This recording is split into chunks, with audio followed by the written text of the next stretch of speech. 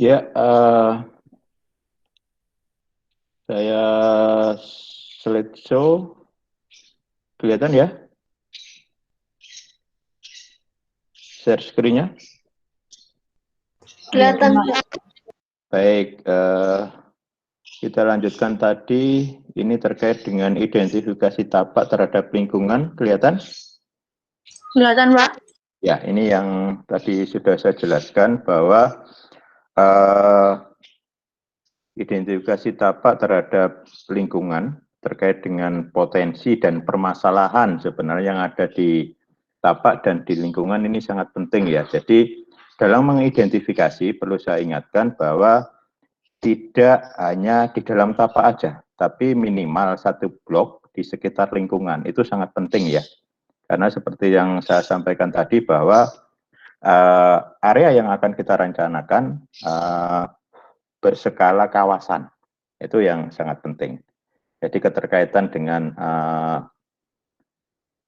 akses misalnya atau sistem sirkulasi atau transportasi yang ada di lingkungan itu sangat penting. Dan saya harapkan Anda menyampaikan hal-hal tersebut dalam info berupa grafis ya. Jadi bisa menggunakan grafis-grafis seperti ini yang menggambarkan bagaimana kondisi yang ada di dalam tapak dan yang ada di sekitar tapak ya. Jadi intinya untuk identifikasi awal itu Anda mengidentifikasi potensinya apa aja dan juga permasalahan. Nah, dari situ Anda membuat yang namanya analisis SWOT.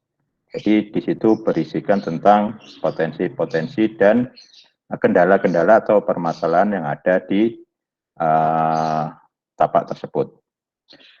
Oke, ini tadi sudah saya sampaikan bagaimana dari hasil identifikasi ini akan memberikan gambaran-gambaran bagaimana tentang pengembangan atau rencana awal untuk penataan yang ada di tapak, sehingga sudah muncul rencana-rencana awal terkait dengan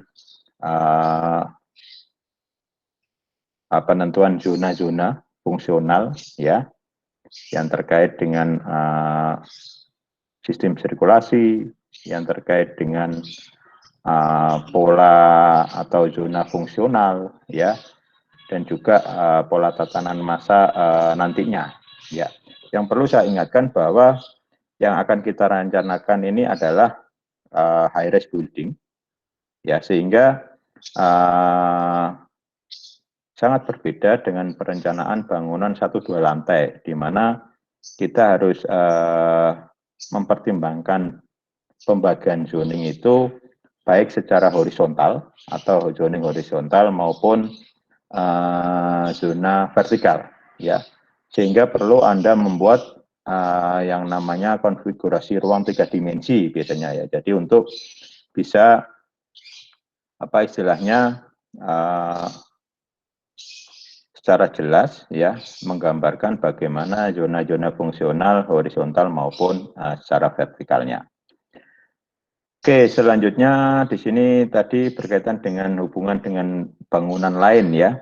Jadi terkait dengan setback ya, di sini pemunduran bangunan dari jalan menyesuaikan kondisi ya, baik untuk kondisi sekarang maupun perkiraan masa depan. Minimal Anda harus mengetahui tata aturan terkait dengan GSB ya, garis sepadan bangunan ya, baik depan, samping maupun belakang, juga terkait dengan BC ya, BC itu building coverage atau koefisien dasar bangunan maupun KLB, koefisien lantai bangunan atau disebut VAR ya, for area ratio. Nah, itu juga harus tahu ya. Nah, ini beberapa visualisasi ya, bagaimana tentang penataan site ini dikaitkan dengan kebutuhan fungsi ya, terus bagaimana sesuai dengan kebutuhan tentunya ya meletakkan bangunan terhadap kondisi lingkungannya. Misalnya di sini adanya perbedaan kemunduran bangunan dengan penggunaan halaman depan yang berbeda-beda di sekitar blok yang sama ya. Jadi ini tentunya dapat diidentifikasi setelah kita melihat kondisi tapaknya. Ini beberapa visualisasi juga ya. Jadi ada fungsi-fungsi yang langsung istilahnya berbatasan dengan jalan ya. Ini contoh visualisasi deretan toko-toko retail ya dengan kemunduran 0 dari jalan. Jadi ini berbatasan langsung dengan jalan ya. Bangunan tinggi hunian yang baru dimundurkan untuk menghindari dominasi dan pembayangan pada jalan. Nah, ini bagaimana melakukan setback ya, pemunduran jalan terkait dengan nanti dengan pertimbangan view, pertimbangan pola pembayangan dan lain sebagainya. Ini beberapa contoh juga. Ya, di ini perlu diperhatikan juga ya, karena kita high rise building yang lebih dari 6 lantai ya, sehingga jarak antar bangunan tinggi dan antar bangunan yang lebih rendah ya, ini perlu diperhatikan ya, dengan pertimbangan terkait dengan pola pembayangan ya, berkaitan dengan kebutuhan sinar matahari di lantai dasar dan privasi yang cukup memadai. Kelihatan ya untuk sketsanya ini? Kelihatan. Oke, baik, saya lanjutkan. Ini beberapa visualisasi juga ya untuk pengguna jalan ya yang mengakses bangunan. Nah ini sketsa cukup bagus terkait dengan bagaimana pengaturan ya untuk bagian-bagian bangunan yang akan direncanakan berkaitan dengan klaim ya, terutama untuk sinar matahari dan ini untuk sirkulasi udara, terus juga melihat sumber-sumber bising yang ada di sekitar bangunan ya, memperhatikan juga topografi tadi ya. Jadi kalau untuk lahan Anda yang berkontur, garis-garis kontur juga harus tetap bisa diperlihatkan ya. Selanjutnya view ya, view juga ya, bagaimana view ke dalam bangunan maupun keluar bangunan atau yang ada di sekitar kawasan. Selanjutnya yang perlu diperhatikan lagi yaitu terkait dengan keamanan dan pengamanan atau safety security-nya ya. Jadi prinsipnya desain itu harus mendukung suasana aman pada lingkungan. Misalnya dengan pengaturan entrance, sirkulasi, exit ya, untuk mencegah entry ke beberapa area tertentu ya. Tentunya yang diharapkan di sini adalah dengan pertimbangan arsitektural ya, bukan mengandalkan pos-pos keamanan ya. Meskipun itu juga sangat mendukung, namun diharapkan safety security di sini adalah ditata secara arsitektural ya, menegaskan batas tapak dan mendorong rasa kepemilikan masyarakat, misalnya dengan material perkerasan yang berbeda antar kawasan dan jalan ya. Jadi dari pemilihan material yang berbeda dengan tekstur yang berbeda ya, akan menunjukkan perbedaan fungsi dan kawasannya, perbedaan ketinggian kawasan ya. Terus perlu signage ya, penanda. Karena ini juga bangunan publik ya, apalagi komersial ya. Biasanya untuk bangunan-bangunan komersial kan perlu adanya penanda, perlu menyediakan fasilitas untuk reklame ya, perlu kanopi untuk entrance ya, pagar yang transparan sehingga pengamat tetap bisa mengamati bangunan dengan baik ya. Terus juga vegetasi ya untuk sebagai barrier maupun sebagai filter terhadap panas maupun polusi udara dan debu ya. Ini juga cukup penting ya. Selanjutnya nanti bisa dibaca lagi ya. Hubungan jalan dan tapak ya. Jadi kualitas muka bangunan mulai dari fasad dan intrins ya. Ini sangat mempengaruhi terbentuknya kualitas jalan dan lingkungan yang menarik dan aman ya. Sehingga diharapkan ya ini nanti bisa menunjang dan meningkatkan ketertarikan dari para pembeli atau pengguna dari mixed use tersebut ya. Ini sangat penting ya. Mulai dari pinggir jalan ya, pinggiran jalan ya. Ini juga bagaimana bisa direncanakan dengan nyaman untuk pengguna jalan dan berjalan kaki ya. Ini beberapa contoh desain pengembangan mixed use ya. Ini diharapkan dapat mendukung terbentuknya koridor jalan yang baik ya, sehingga ini juga diperhatikan ya. Ini beberapa visualisasi juga ya. Pemasangan kanopi penting ya, papan nama ya untuk signage ya, yang dengan skala-skala yang memperhatikan kondisi sekitar.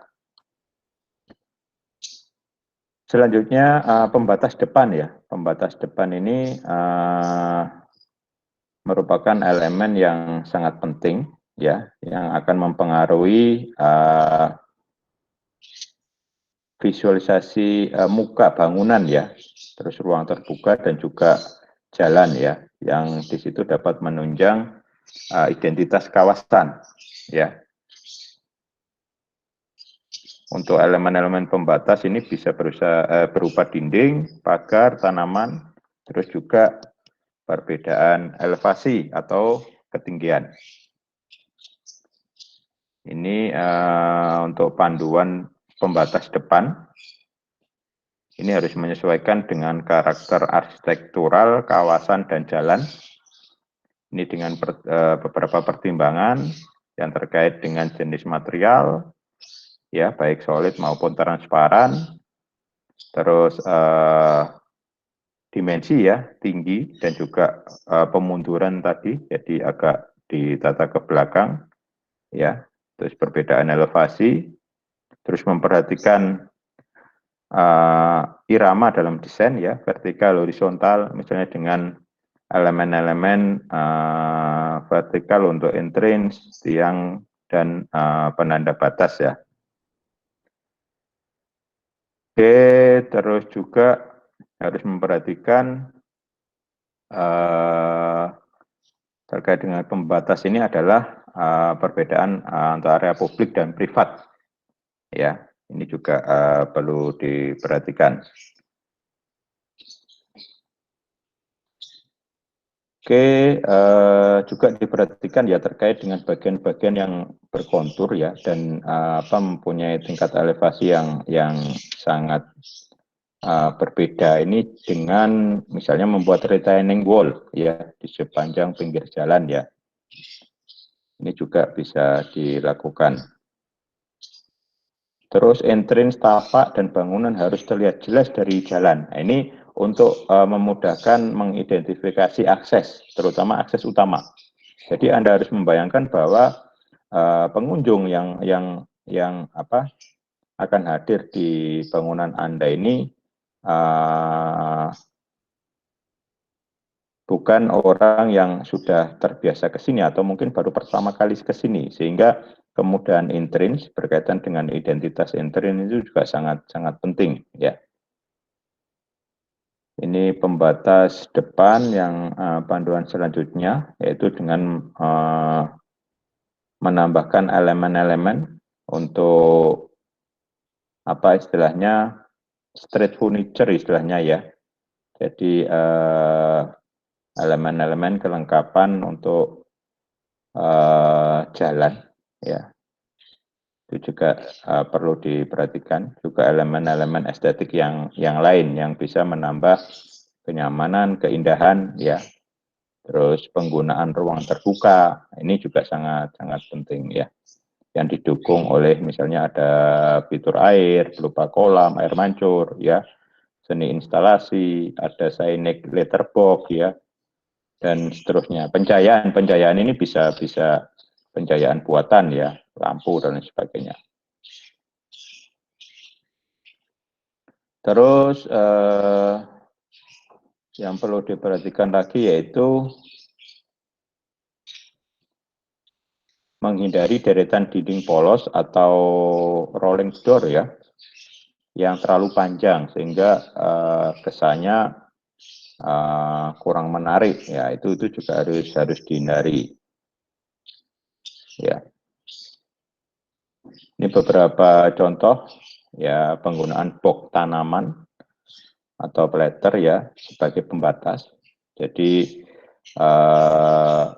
membuat pot-pot begini juga bisa sebagai pembatas sekaligus sebagai elemen estetika ya. Selanjutnya yang perlu diperhatikan lagi yaitu terkait dengan selasar dan kanopi ya. Jadi karena fungsinya mixed use, tentunya ada beberapa fungsi yang berdampingan nanti. Diharapkan antar bangunan ya itu ada selasar penghubung. Jadi prinsipnya menyediakan veranda atau pelasar ya yang fungsional dan indah ya sesuai dengan kebutuhan. Ya bisa di tepi jalan ya, mulai akses masuk, mungkin Anda menyediakan shelter atau untuk halte misalnya ya. Bisa di beberapa bagian koridor yang dibutuhkan ya. Yang tentunya diharapkan dalam desainnya nanti menyatulah dengan bangunan yang direncanakan. Yang fungsinya di sini selasar yaitu sebagai ruang transisi ya, yang melindungi pejalan kaki, entren, fasad toko dari cuaca, hujan, terik matahari dan sebagainya. Oke, selanjutnya ini beberapa visualisasi contoh dari selasar atau veranda ya, dengan material yang transparan, kesannya ringan ya, namun desain tetap estetik ya, dengan pedestrian way yang cukup lebar ya, sehingga apa ya, kesan luas ya, nyaman ya, dilengkapi dengan beberapa vegetasi ya. Ini tentunya cukup menarik ya, sehingga visual estetik dan perlindungan terhadap cuaca ini juga tercapai. Beberapa contoh adanya signage ya, penanda area ini ya, ada area komersial yang dibuat simpel namun komunikatif ya dan jelas ya. Ini juga beberapa penanda ya yang dilengkapi dengan lighting ya. Terus pemilihan material lantai yang berbeda ya sesuai dengan fungsi dan pertimbangan estetika. Selanjutnya penegasan entrance bangunan. Nah, ini sangat penting ya. Jadi pada prinsipnya desain entrance mendukung ya streetscape ya dan desain fasad bangunan. Jadi diharapkan menyatu ya dengan bangunan, bukan berupa gerbang yang seakan-akan terpisah begitu, tapi didesain bisa menyatu dengan bangunan dan lingkungannya ya. Terus interior bangunan merupakan ruang umum yang aman dan fungsional ya, Jadi secara fungsional bisa juga mendukung identitas area itu, ya, dan juga untuk signing bahwa itu merupakan entrance, ya, dan desain dengan aman, ya. Jadi bisa direncanakan dengan sekuen, yaitu sekuen masuk, ya, mulai dari entrance tapak, entrance bangunan, sampai ke dalam bangunan, ya. Oke, ini beberapa panduan juga terkait dengan entrance, nanti lebih detail bisa dibaca sendiri, ya. Jadi sudah sangat lengkap panduannya, ya, secara detail nanti bisa Anda terapkan, dan Anda apa istilahnya sebagai acuan mulai dari analisis, ya, mulai dari analisis panduan ini bisa item-item dalam panduan ini bisa dijadikan apa istilahnya aspek-aspek yang ditinjau. Ini beberapa visualisasi contoh, ya, entrance, ya, terus juga ada kanopi tadi, ya. Nah, ini juga ini entrance, ya, yang didesain sangat estetik, ya. Ini contoh di Mall Alam Sutra Tangerang, ya. Estetik, fungsional, ya, mempertegas identitas, menarik sebagai focal point, ya.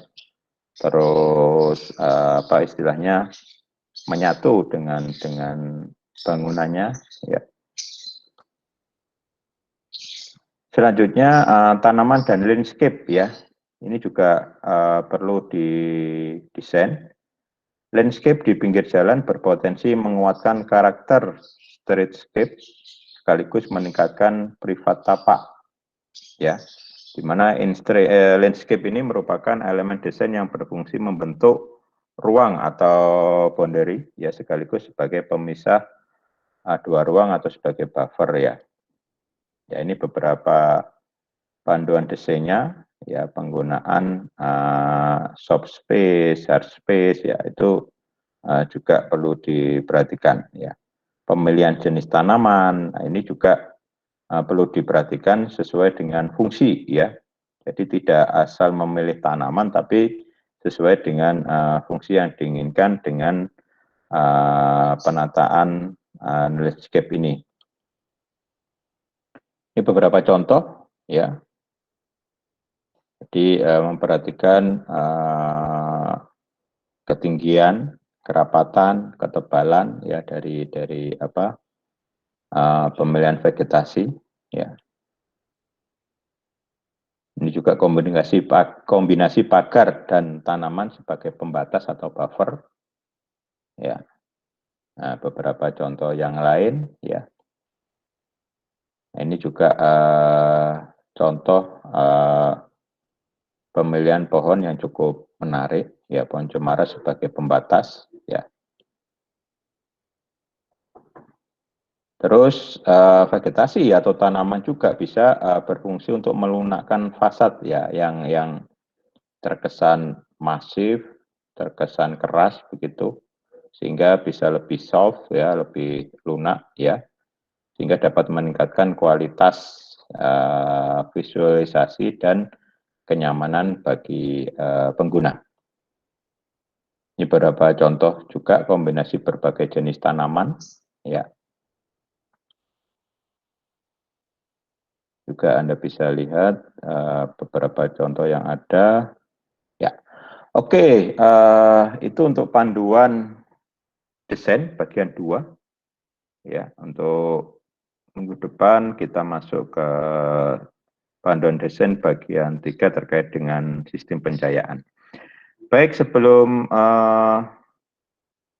kita akhiri, ada yang ditanyakan silahkan terkait dengan materi hari ini, yaitu panduan desain bagian 2 terkait dengan hubungan dengan struktur kota dan elemen-elemen yang bisa menunjang dalam perancangan mixed use ini. Silakan.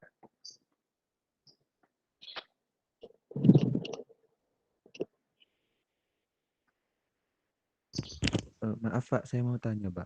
Iya. Untuk yang tadi maintenance itu, itu dimasukkan di analisis dan konsep atau Mm. saja bagaimana Pak? Ya, jadi segala yang ada di panduan desain ini ya harus dimasukkan mulai dari analisis ya. Jadi misalnya ini terkait dengan tapak ya, elemen-elemen tapak itu diantaranya adalah bagaimana menata tapak itu ya, mulai dari jalan masuk ya, entrance. Jadi bisa juga nanti masuk pada analisis entrain atau sirkulasi ya. Nah itu ini kan elemen-elemen yang sudah detailnya ya. Jadi itu nanti bisa dimasukkan bagaimana Anda membuat analisis untuk pencapaian ya atau entrance. Misalnya apakah Anda menggunakan main entrance, satu entrance dengan watt gate system atau beberapa entrance. Tentunya di situ sainiknya kan berbeda-beda. Seperti itu. Jadi panduan yang ada, elemen-elemen panduan yang ada di panduan desain ini nanti bisa dilihat, dikelompokkan, dia masuk di bagian analisis apa, begitu ya. Jadi yang kita harapkan nanti tidak muncul secara tiba-tiba di konsep ya, tapi sudah muncul mulai di analisis ya. Jelas ya? Jelas Pak. Oke ya.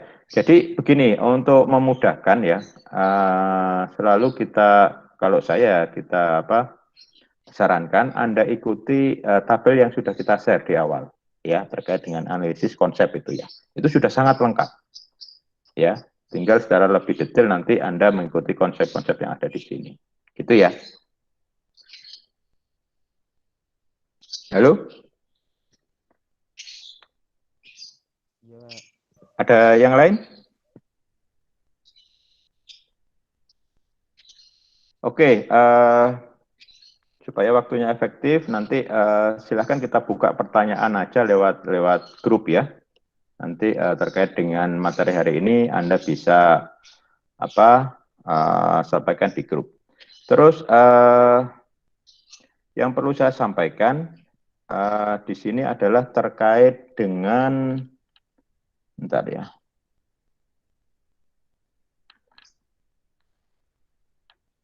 Hasil evaluasi progres ya.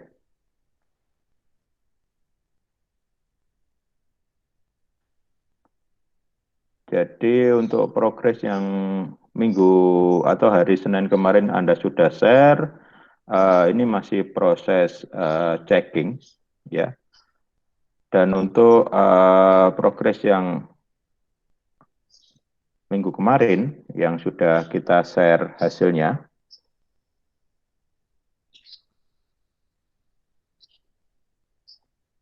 sudah bisa lihat yang saya sajikan di cek progres minggu kedua atau progres Sudah, kedua? Pak.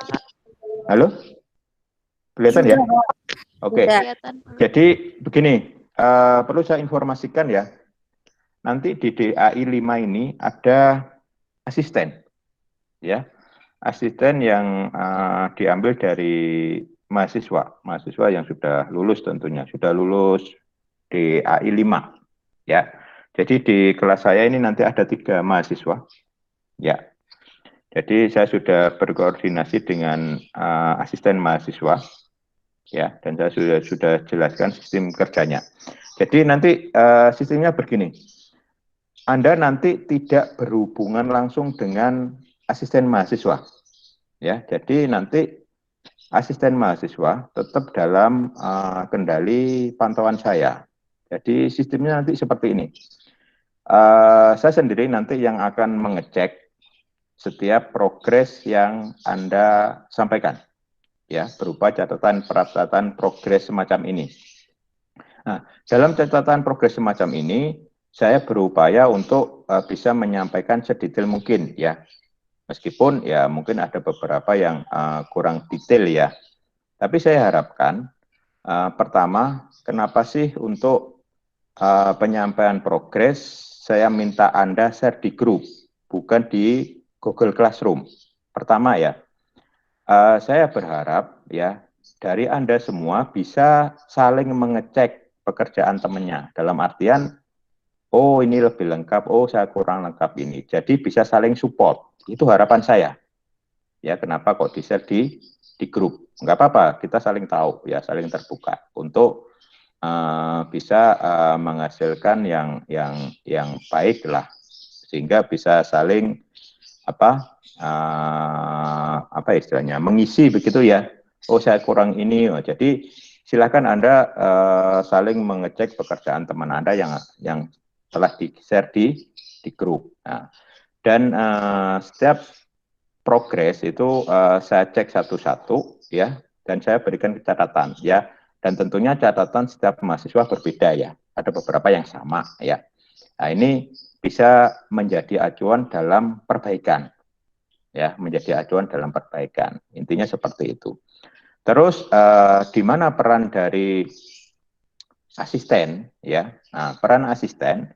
Jadi nanti asisten ya berkoordinasi dengan saya. Jadi hasil progres yang sudah Anda sampaikan ya, dan sudah saya beri catatan, di minggu berikutnya Anda akan melakukan perbaikan. Iya, perbaikan sesuai dengan catatan, betul. Halo? Betul. Misalnya dalam minggu kemarin, ya dalam minggu kemarin kan misalnya 19 Februari di sini ya, ini kan tentang profil project, data tapak, tema rancangan, studi presiden, dan standar ruang. Ini kan masing-masing ada catatan kan dari progres ini. Nah, di minggu berikutnya ya, Anda kan tentunya selain melanjutkan progres, misalnya minggu yang kemarin itu terkait dengan analisis ya sampai ke apa kemarin? Bentuk ya, konsep bentuk ya, studi bentuk ya. Nah, itu di progres sebelumnya Anda melakukan perbaikan nggak? Catatan ini. Iya, Pak.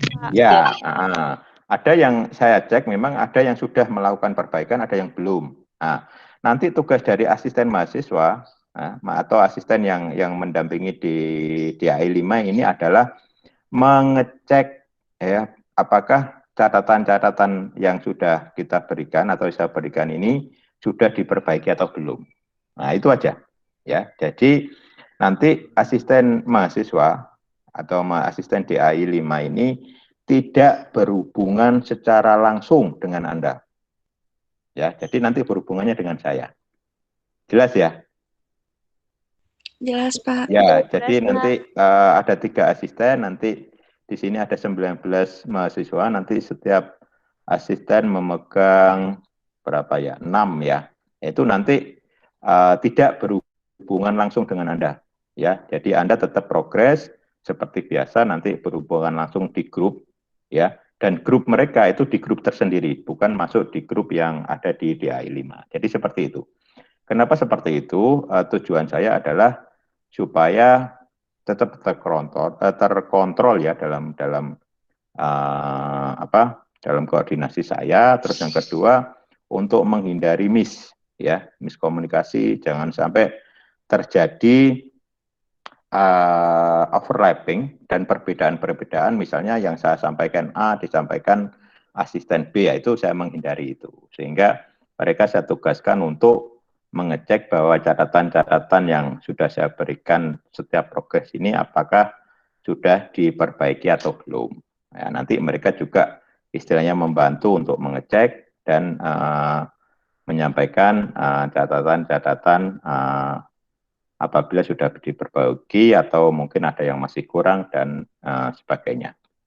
Begitu ya? Ada yang ditanyakan?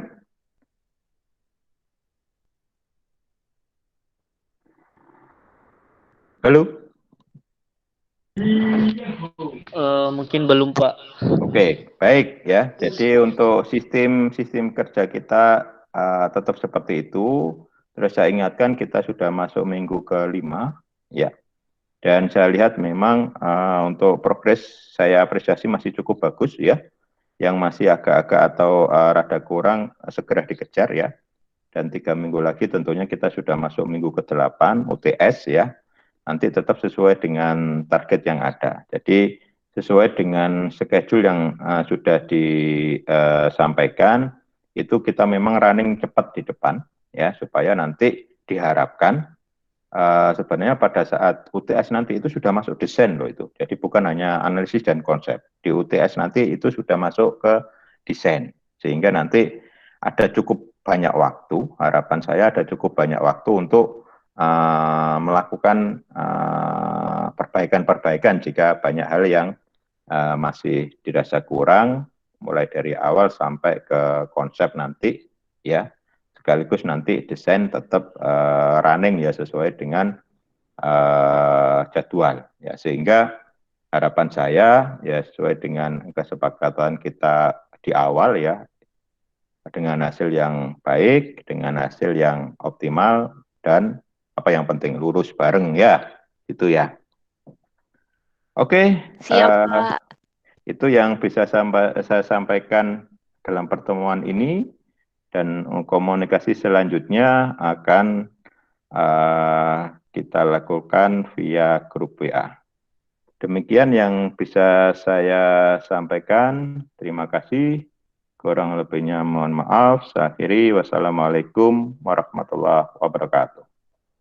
Waalaikumsalam. Waalaikumsalam warahmatullahi wabarakatuh. Terima kasih, Pak. Terima kasih, Pak. Pak.